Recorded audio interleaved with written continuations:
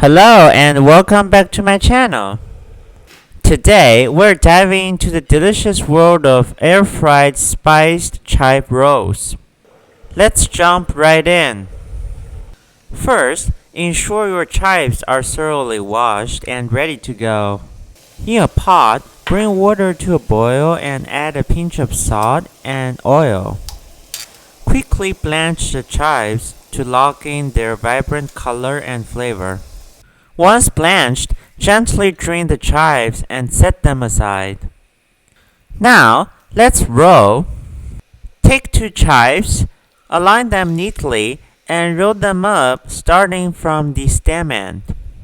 Continue until all your chives are beautifully rolled, then slide them onto bamboo skewers. Next, give those rolls a lovely coat of oil using a brush on both sides. Now for the magic touch. Sprinkle on some white pepper powder, cumin powder, and chili powder for that extra burst of flavor. Into the air fryer they go. Cook them at 200 degrees Celsius for just 5 minutes.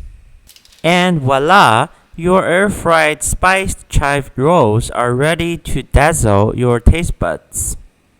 Don't forget to savor the wonderful aroma and share your thoughts with me after giving this recipe a try.